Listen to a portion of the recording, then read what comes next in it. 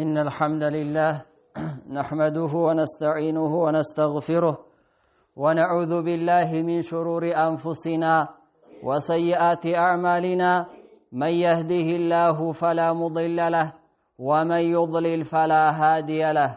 وأشهد أن لا إله إلا الله وحده لا شريك له، وأشهد أن محمدا عبده ورسوله. يا أيها الذين آمنوا اتقوا الله حق تقاته ولا تموتن إلا وأنتم مسلمون. يا أيها الناس اتقوا ربكم الذي خلقكم من نفس واحدة وخلق منها زوجها وبث منهما رجالا كثيرا ونساء، واتقوا الله الذي تساءلون به والأرحام إن الله كان عليكم رقيبا.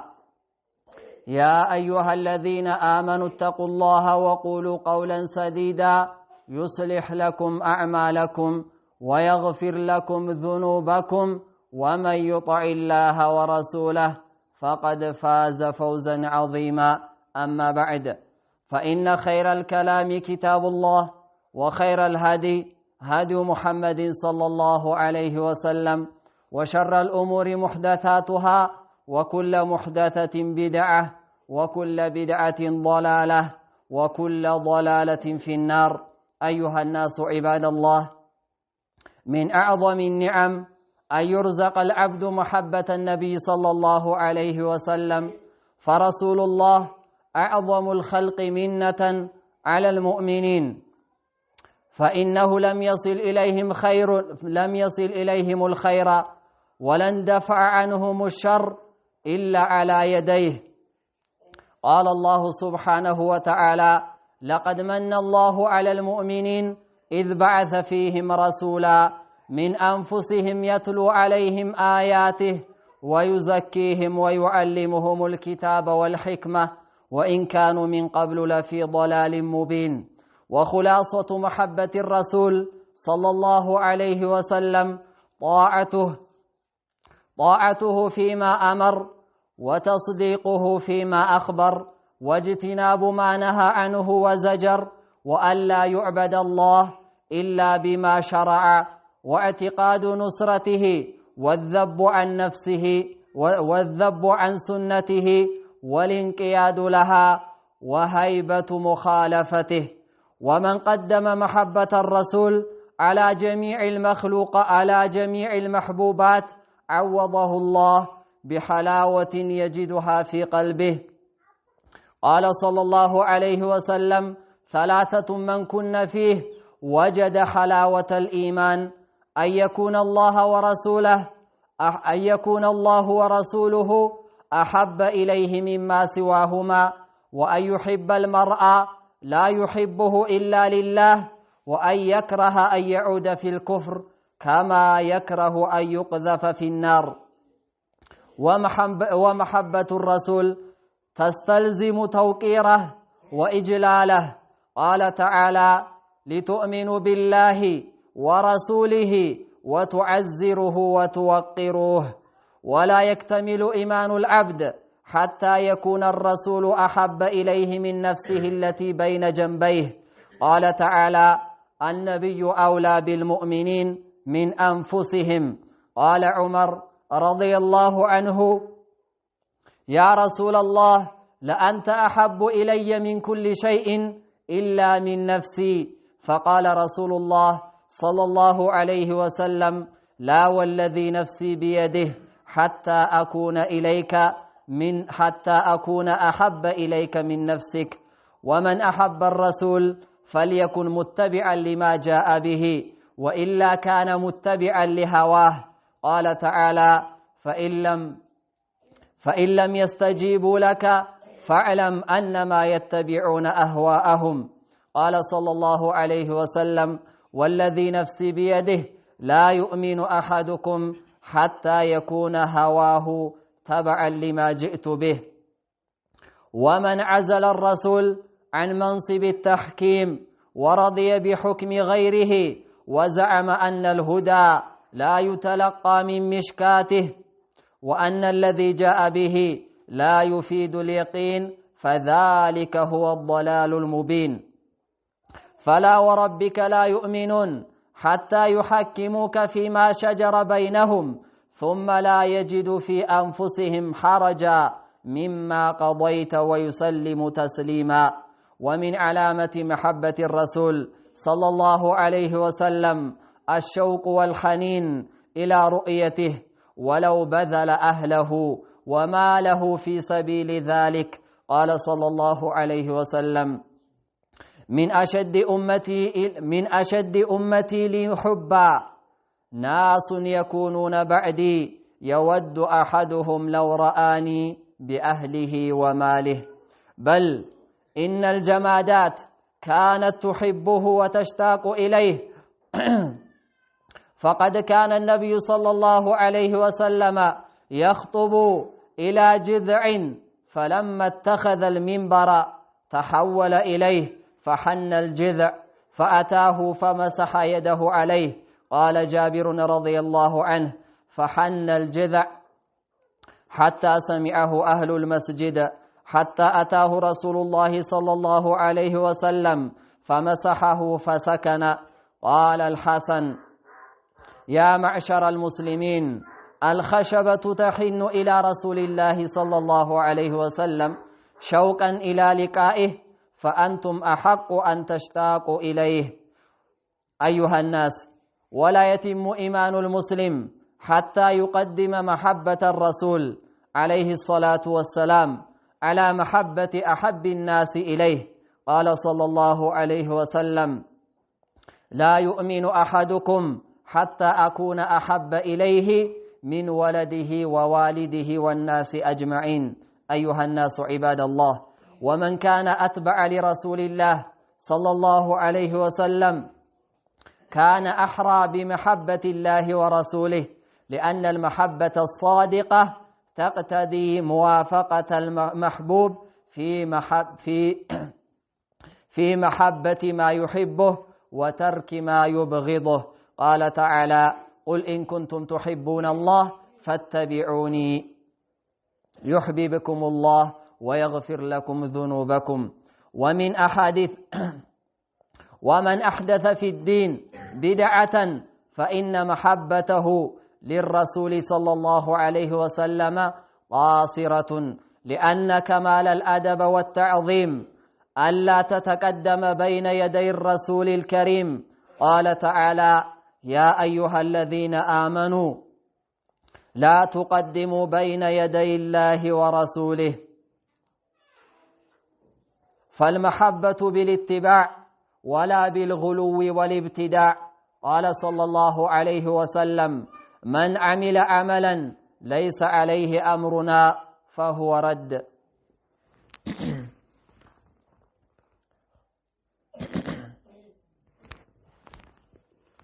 الحمد لله حمدا كثيرا طيبا مباركا فيه، وأشهد أن لا إله إلا الله وحده لا شريك له، وأشهد أن محمدا عبده ورسوله. عباد الله، من صدق مع الله رزق محبة الرسول صلى الله عليه وسلم، فجعله إمامه ومعلمه وأستاذه وقدوته، فيطالع سيرته ويعرف صفاته وأخلاقه وآدابه في حركته وسكونه حتى يصير كأنه معه. ومن فاته صحبة المصطفى فلا تفوته صحبة سنته. أهل الحديث هم أهل النبي، وإن لم يصحبوا نفسه أنفاسه صحبوا.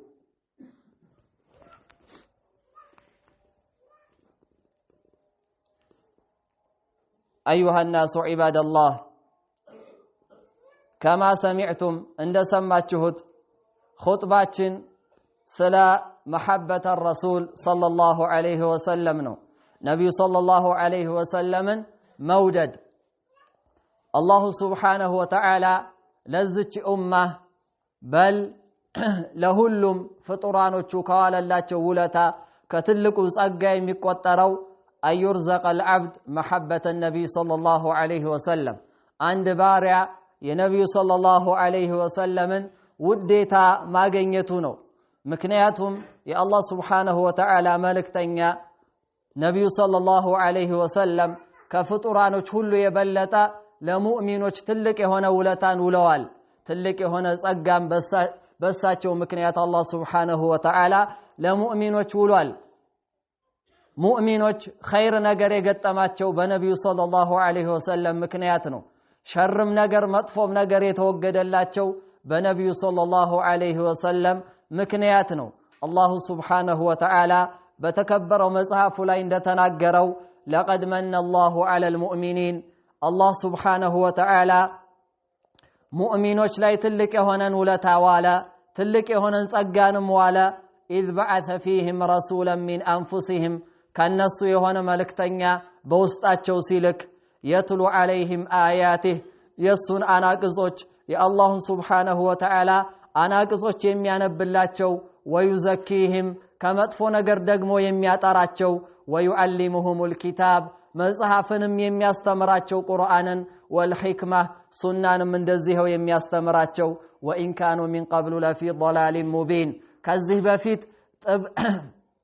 ከዚህ በፊት ግልጽ የሆነ ጥመት ላይ እንኳን ቢሆኑም አሁን ግን አላህ Subhanahu Wa Ta'ala በውስጣቸው መልእክተኛ ልኮ ከዚህ ነገር አጸዳቸው ይላል አላህ Subhanahu Wa Ta'ala ነብዩ ሰለላሁ ዐለይሂ ወሰለም መውደድ ማለት ጭብጡ ሐሳቡ ምንድነው ጧዓቱሁ ፊማ አመር ባዘዘው ነገር ላይ መታዘዝ ወተስዲቁሁ ፊማ አኽበር የተናገረውንም ነገር እውነት ብሎ ማመን ምክንያቱም ከአላህ Subhanahu Wa Ta'ala ይዞ ስለሆነ የሚያወራው የከለከለውንም እንደዚህው ሙሉ ለሙሉ መከልከል አላህንም Subhanahu Wa Ta'ala በሚመለክ ሰዓት ነብዩ ሰለላሁ ዐለይሂ ወሰለም ባሳዩትና በደነገጉት መልክ ሊያደርግ እንደዚህውም ደግሞ ነብዩ ሰለላሁ ዐለይሂ ወሰለምን ሊረዳ ኩፋሮች ላይ ከፈለጉም ከነብዩ ሰለላሁ ዐለይሂ ወሰለም ፈለግ ከነብዩ ሰለላሁ ዐለይሂ ወሰለም ክብር ላይ ሊከላከል እንደዚህውም ደግሞ ለነብዩ ሰለላሁ ዐለይሂ ወሰለም ትዕዛዝ እጁንም እግሩንም ሊሰጥ ሙሉ ለሙሉ ተቀባይነት ሊኖረው ማለት ነው وهيبة مخالفته نبي صلى الله عليه وسلم مقارن دغمو لفرانو نبي صلى الله عليه وسلم مقارن لفرانو ملكتኛው صلى الله عليه وسلم መውደድን ያስቀደመ የሆነ ከሁሉም ከሚወዳቸው ነገራቶች በአጠቃላይ አላህ Subhanahu Wa Ta'ala ለሱ አይወድ ልዋጭ ወይም ደግሞ ምትክ ያደርግለታል በዚህ በውደታው ምክንያት አላህ Subhanahu Wa Ta'ala ቀልቡ ላይ ጥፍጥናን እንዲያገኝ ያደርገዋል የኢማንን ማለት ነው የኢማንን ጥፍጥና ልቡ ላይ እንዲያገኝ ያደርገዋል ነብዩ ሰለላሁ ዐለይሂ ወሰለም እንደተናገሩት ثلاث من كن فيه ሶስት ነገሮች ውስጥ ያሉበት وجد حلاوة الإيمان የኢማንን ጥፍጥና ያገኛል አሉ ይህ ሁሉም ሙእሚን የሚባል ሰው በአጠቃላይ የሚተጋለት የሚጓጓለት የሆነው ነገር ማለት ነው የኢማንን ጥፍጥና ልቡ ላይ ማግኘት መረጋጋትን ወመእኒና የሚባለው ነገር ማግኘት ማለት ነው ነብዩ ሰለላሁ ዐለይሂ ወሰለም ምን አሉ አየኩን አላሁ ወረሱሉሁ አሐበ ኢለይሂ ሚማ ሲዋሁማ ጥፍጥናን የኢማን ጥፍጥናን ከሚያገኝባቸው መንገዶች አንደኛው ምንድነው አላህና መልእክተኛው ከሁሉም ነገር የበለጠ እሱ ዘንድ ተወዳጅ ሊሆኑ ከማንኛውም ነገር አስበልጦ አላህንና መልእክተኛውን ሊወዳሉ እንደገናም ደግሞ አንድን ሰው ሲወደው አይሁቡል መርአ ላ ይሁቡሁ ኢላ ሊላህ አንድን ሰው ሲወድ ለአላህ ብቻ ብሎ ሊወደው ለጥቅም ሳይሆን ወይም ለዝምድናው ሳይሆን ወይ ለጓደኝነቱ ብቻ ሳይሆን ለአላህ ብሎ ሊወደው ማለት ነው ሶስተኛው ነገር ደግሞ ምንድነው አየክራሃ አየዑደ ፊል ኩፍር ወደ ኩፍር ሊመለስ ወደ ክህደት ሊመለስን መጥላቱ ነው ልክ እሳት መወርወርን እንደሚጠላው እሳት ውስጥ ተወርውሮ መግባትን እንደሚጠላው ወደ ኩፍር መመለስንም ሊጠላ ነው አሉ ነብዩ ሰለላሁ ዐለይሂ ወሰለም እነዚህ ሶስት ነገራቶች ልብ ውስጥ ያሉበት የሆነ ሰው አላህ Subhanahu Wa Ta'ala በእነዚህ ነገራቶች ምክንያት ልቡ ላይ የኢማንን ጥፍጥና ይሰጠዋል እነዚህም ሶስት ነገራቶች ምንድናቸው ከተባለ አላህና መልእክተኛውን መውደድ ከሌላው ነገር አስበልጦ እንደዚህም ደግሞ አንድን ሰው ሲወደው ለአላህ ብቻ ብሎ ሊወደው ወደ ክህደትን መመለስንም ሊጠላ ልክ እሳት መወርወርን እንደሚጠላው ሁሉ ነብዩ ሰለላሁ ዐለይሂ ወሰለም መውደድ የሚባለው ነገር ነብዩ ሰለላሁ ዐለይሂ ወሰለምን ማላቀን ማክበርን ያስይዛል ነብዩ ሰለላሁ ዐለይሂ ወሰለምን ማክበር አለበት መውደድ አለበት ማላቅ አለበት ነብዩ ሰለላሁ ዐለይሂ ወሰለምን እወዳለሁ ካለ ሰውየው ማለት ነው قال تعالى لتؤمنوا بالله ورسوله وتعزروه وتوقروه لتؤمنوا بالله بالله ልታምኑ ነው እንደዚሁም በመልእክተኛው ልታምኑ ነው መልእክተኛውንም ልታግዙት ነው ልትረዱት ነው ልታከብሩትም ልታለቁትም ነው አላህ Subhanahu Wa Ta'ala አላህ Subhanahu Wa Ta'ala ከኛ የሚፈልገው ይሄንን ነው መልእክተኛውን ልናለቀው ልናከብረው እንደዚሁም ልንወደው አንድ ሰው ነብዩ ሰለላሁ ዐለይሂ ወሰለምን የማይወድ ከሆነ ኢማኑ ሙሉ አይሆንለትም በል እንደውም ኢማኑም አይረጋገጥለትም ነብዩ ሰለላሁ ዐለይሂ ወሰለም እንዳሉት ማለት ነው لا يؤمن أحدكم حتى أكون أحب إليه من والده وولده والناس أجمعين نبي صلى الله عليه وسلم እንዳሉት አንድ ሰው ሙእሚን አይሆንም ኢማኑ ሙሉ አይሆንም እኔ ወደሱ ተወዳጅ እስካልሆንኩ ድረስ ከልጆቹ እንደዚሁም ከወላጆቹ በልካሶች ሁሉ በአጠቃላይ ወደሱ የተወደድኩ ካልሆንኩ አሉ እንደውም ዑመር ረዲየላሁ ዐንሁ እኔ አንቱን ወዳችኋለሁኝ ሙሉ ለሙሉ ወዳችኋለሁኝ ከነፍሴ ብቻ ሲቀራል ከሁሉም ነገር አስበልጬ ወዳችኋለሁኝ ነፍሴ ብቻ ስትቀራላቸው ከዛም ነብዩ ሰለላሁ ዐለይሂ ወሰለም እንደሃሉት ላ ወለዚ ነፍሲ በየዲህ ነፍሴ በእጁ በሆነችው ጌታ እምላለሁኝ حتى أكون أحب إليك من نفسك كنفسه የበለጠ አንተ ዘንድ ተወዳጅ እስካልሆንኩ ድረስ አንተ ኢማንህ ሙሉ አይደለም ማለት ከዛም ዑመር ረዲየላሁ ዐንሁ ከነፍሴ የበለጠ ወዳችኋለሁ ያ ረሱላህ አላቸው الآن يا عمر አሉት አሁን ነው ኢማንህ ሙሉ የሆነው አሉት ነብዩ ሰለላሁ ዐለይሂ ወሰለም አላህም Subhanahu Wa Ta'ala ስለ ሙእሚኖች ሲናገር እንዲህ ይላል النبي أولى بالمؤمنين ነብዩ ሙእሚኖች ዘንድ በጣም በላጭና የተወደደ ነው ሚን አንፉሲሂም ከነፍሶቻቸው የበለጠ ነብዩ ሰለላሁ ዐለይሂ ወሰለም ይወዳሉ አለ አላህ Subhanahu Wa Ta'ala ስለዚህ የሙእሚን ባህሪ መሆን ያለበት ነብዩ ሰለላሁ ዐለይሂ ወሰለምን ከራሱ ማስበልጦ መውደድ አለበት ማለት ነው ነብዩ ሰለላሁ ዐለይሂ ወሰለምን የሚወድ ከሆነ አንድ አካል ግዴታ ነብዩ ሰለላሁ ዐለይሂ ወሰለምን መከተል አለበት ያዘዙትን ሊታዘዝ የከለከሉትን ሊከለከል አላህ Subhanahu Wa Ta'alaንም በሚገዛ ሰዓት ነብዩ ሰለላሁ ዐለይሂ ወሰለም ባሳዩትና ባስተማሩበት መልኩ መሆን አለበት ለዚህም አላህ Subhanahu Wa Ta'ala ሲናገር ምን አለ فإن لم يستجيبوا لك አንተን የማይቀበሉህ የማይታዘዙህ ከሆነ فاعلم ወቃለ انما يتبعون اهواءهم እነሱ የሚከተሉት ምንድነው አለ ስሜታቸውን ልቦናቸው የምትላቸውን እንጂ የሚከተሉት አንተን አይደለም የሚከተሉት አለ ነብዩ ሰለላሁ ዐለይሂ ወሰለም ደግሞ አንድ ሰው ካልተከተለ ኢማኑ አይረጋገጥለትም ሙሉም አይሆንም እንደውም ከኢማኑ ሙሉ ለሙሉ ጥርግ ብሎ ሊወጣ ይችላል ነብዩ ሰለላሁ ዐለይሂ ወሰለም ከመውደድ ምልክቶች አንዱ ነብዩ ሰለላሁ ዐለይሂ ወሰለም ማስፈረድ ነው በነገራቶች ሁሉ በአጠቃላይ ወደ ነብዩ ሰለላሁ ዐለይሂ ወሰለም ማስጠጋት አለበት ነብዩ ሰለላሁ ዐለይሂ ወሰለም ይዘውት በመጡበት መልኩ መሆን አለበት ከሰዎች ጋር በሚጨቃጨቅ ሰዓት ልዩነት በተፈጠረ ሰዓት ማድረግ ያለበት ማለት ነው ይህንን ማስመልክቶ አላህ Subhanahu Wa Ta'ala እንዲህ ይላል فلا وربك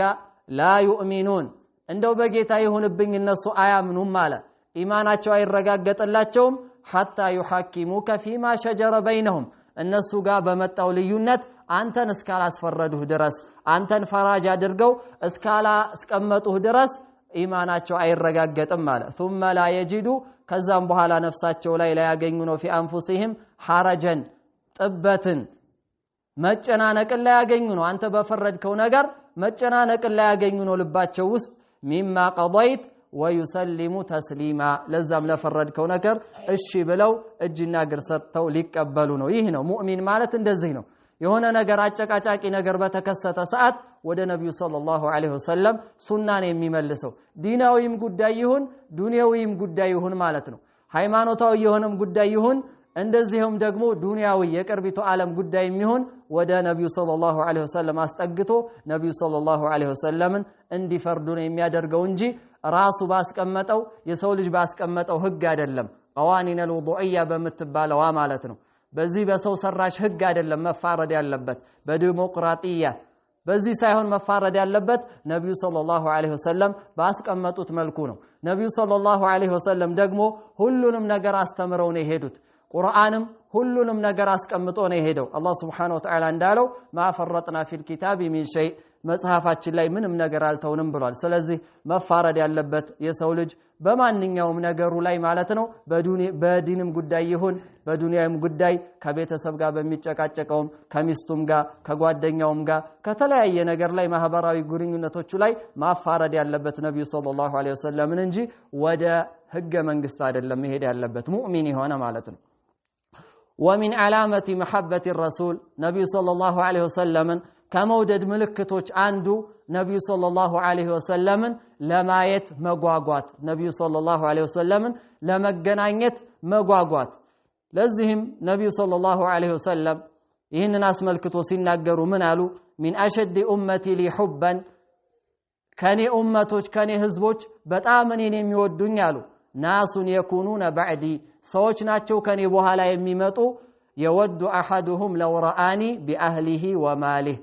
እኔን ቢያየኝ ይወዳል ገንዘቡንም ቤተሰቡንም ፊዳ አድርጎ ካሳ ሰጥቶ እኔን ማየትን ይወዳል ማለትም ነብዩ ሰለላሁ ዐለይሂ ወሰለም ከሁሉም ነገር አስበልጦ ይወዳቸዋል ከገንዘቡም ከልጆቹም ከወላጆቹም ከሰዎች ሁሉ በአጠቃላይ ማለት ነው ነብዩ ሰለላሁ ዐለይሂ ወሰለም እንደሚታወቀው حتى الجمادات ጉዑዝ የሆኑ አካላቶች ሳይቀሩ ነብዩ ሰለላሁ ዐለይሂ ወሰለም ይወዱት ነበር ድንጎችም እንደዚሁም እጽዋቶችም ከብቶችም ሁሉም ፍጡራን በአጠቃላይ ነብዩ ሰለላሁ ዐለይሂ ወሰለም ይወደዋል ነብዩ ሰለላሁ ዐለይሂ ወሰለም የማይወድ የሆነ ከሃዲ የሆነና መጥፎ ኸቢስ ቆሻሻ የሆነ ሰው ብቻ ነው የማይወደው ነብዩ ሰለላሁ ዐለይሂ ወሰለም ለዚህም ማሳያ የሚሆን ምንድነው ነብዩ ሰለላሁ ዐለይሂ ወሰለም ተገድፈው ኹጥባ የሚያደርጉበት የሆነ የተምር ግንድ ነበር ከዛ በኋላ ነብዩ ሰለላሁ ዐለይሂ ወሰለም ሚንበር ተሰርቶላቸው ወደ ሚንበራቸው ሲወጡ ለኹጥባ ያ እንጨት አለቀሰ حتى سمعه اهل المسجد የመስጂድ ውስጥ ያሉ ሰዎች እስኪሰሙ ድረስ ማለት ነው ከዛም ነብዩ ሰለላሁ ዐለይሂ ወሰለም ወረዱና ያንን እንጨት አሻሹት ከዛ በኋላ ያ እንጨት ዝም አለ ነብዩ ሰለላሁ ዐለይሂ ወሰለም እንጨት ሳይቀር ይወደው ነበር አልሐሰን ረሂመሁላህ እንዲህ ይላል ይሄንን አስመልክቶ ያ ማዕሸረ المسلمين ሙስሊሞች ሆይ አለ الخشبة تحن إلى رسول الله صلى الله عليه وسلم شوقا للقائه نبي صلى الله عليه وسلم مجنانيت فلقا انجت ታለቅሳለች አለ فأنتم أحق أن تشتاقوا إليه إن أنت دقموا نبي صلى الله عليه وسلم لتنافقنا لتودوا لسون مجنانيت فلقاتشو لتالقسو يتقبان ይላል እንጨት እንግዲህ እንደዚህ ከወደደው ነብዩ ሰለላሁ ዐለይሂ ወሰለም የሰው ልጅ ደግሞ ከዛ የበለጠ መውደድ አለበት ማለት ነው ነብዩ ሰለላሁ ዐለይሂ ወሰለም የሚከተል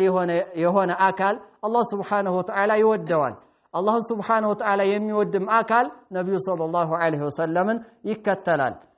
ነብዩ ሰለላሁ ዐለይሂ ወሰለም መከተል አላህ Subhanahu Wa Ta'ala ከመውደድ ምልክት ነው አላህን ወዳለሁ ካለ ሰውየው ነብዩ ሰለላሁ ዐለይሂ ወሰለም መከተል አለበት ምክንያቱም አላህ Subhanahu Wa Ta'ala ነብዩ ሰለላሁ ዐለይሂ ወሰለም ለመርጧቸው ነው ለህዝቡ ለፍጡራኑ መርጧቸው ነው መልእክተኛ ያደረጋቸው ስለዚህ እሳቸውንም መውደድ ይገባል قل إن كنتم تحبون الله فاتبعوني يحببكم الله قل إن كنتم تحبون الله اللهن متودو كهنا فاتبعوني أن ينتكتلوا يبلاتشو يحببكم الله الله يوداتشوهل ويغفر لكم ذنوبكم وانجلاتشوهنم الله سبحانه وتعالى يمراتشوهل كذلك أنقذ لي من الردو نقر من دنو نبي صلى الله عليه وسلم مودد الله سبحانه وتعالى وانجلاتشنن اندي مران يا درقلنا اللهم اندي ودن يا درقال مالتنا